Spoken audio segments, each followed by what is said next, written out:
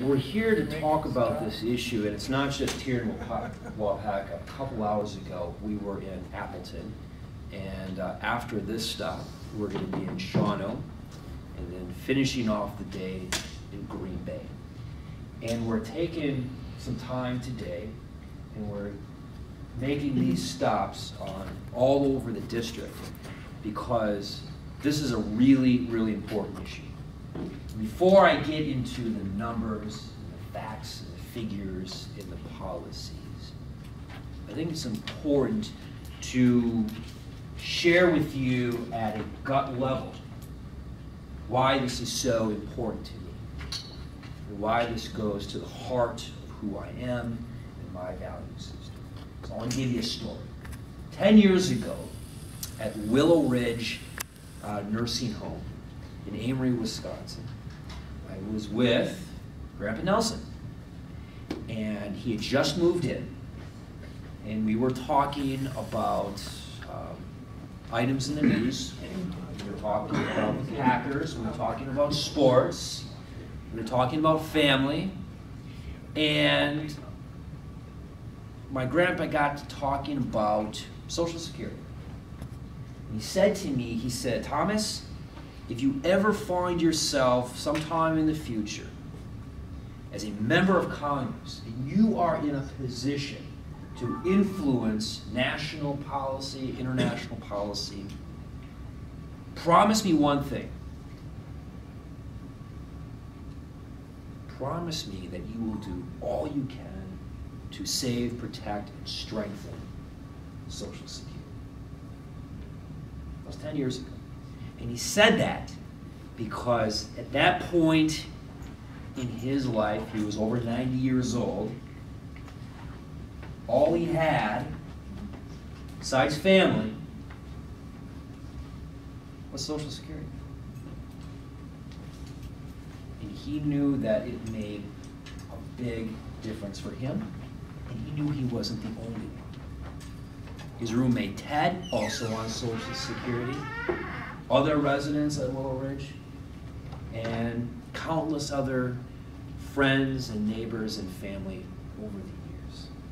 So that happened to me about 10 years ago. Here we are today, running for Congress in a very, very competitive race. It's one that, I don't know, top 5, top 6, top 10 races in the country. It's pretty unique. It's unique because in this day and age of extreme gerrymandering, there just aren't a lot of competitive seats. There aren't that many where there's an open seat. So this is a toss. It can go either way. And fast becoming the #1 issue is Social Security. There are 150,000 SSI beneficiaries. 150,000. Let's put that number into perspective. When I was in the legislature and we were in the throes of the fight to save senior care, who's familiar with senior care? Everyone familiar with senior care? Some people aren't raising their hand. Senior care is, maybe you're just not participating, that's fine too. Senior care is prescription drug program choice for Wisconsin seniors. It's the only state program in the country that has Medicaid waiver in lieu of Medicare Part D, where it's a state-run program. And it's a great program, and we can get that later though. That program, at its height, there were about, give or take, 100,000 participants across the state. So 100,000 divided by 8 congressional districts, you were looking at, give or take, maybe 15,000, 16,000 senior care participants in 8 congressional districts. So by a factor of 10, that's what we're talking about for the program of Social Security. Yesterday, I think it was either the Census Bureau or the Bureau of Labor Statistics came out with some economic indicators. Talked about how incomes are up 5% in 2015, and talked about how the supplemental poverty rate in this country is at 15%. 15%. That's a big number. I think it's unacceptable in the wealthiest country in the world, and that's another day, another discussion too. An editorial talking about that statistic said, if it wasn't for Social Security, if we didn't have Social Security, you know what the supplemental poverty rate would have been? 22%. Without Social Security, under supplemental poverty rate. 1 in 5 Americans living in poverty.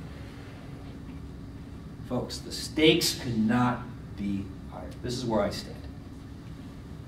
First of all, when it comes to major policy issues like this, a candidate for Congress ought to take a Hippocratic oath of some sort. Do no harm. Okay? I want to strengthen Social Security. Going around this district talking to people about this issue. We talk about ways in which we can make it better. We can strengthen it. We can go this direction. We can make it stronger. A lot of people are surprised. A lot of people are puzzled that a family with a household income of $45,000, which is about average here in Northeast Wisconsin, about $45,000, 100% of their income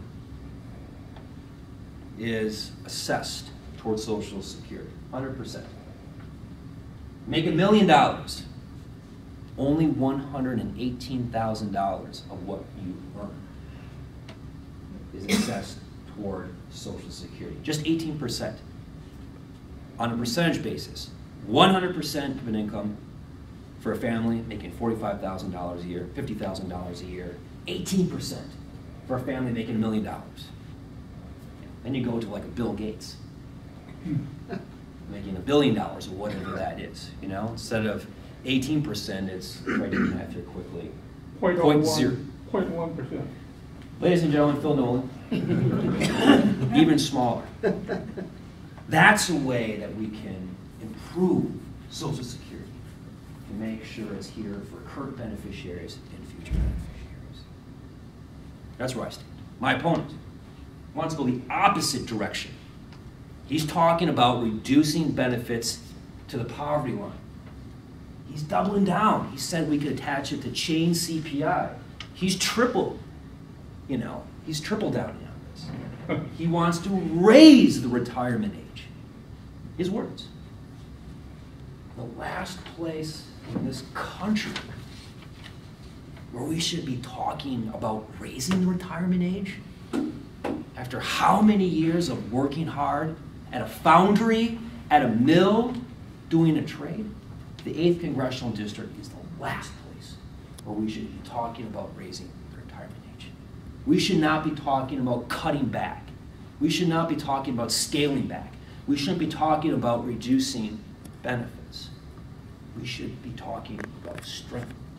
So it's here today, for generations to come, so that the warning that Grandpa Nelson gave me 10 years ago is heeded. And we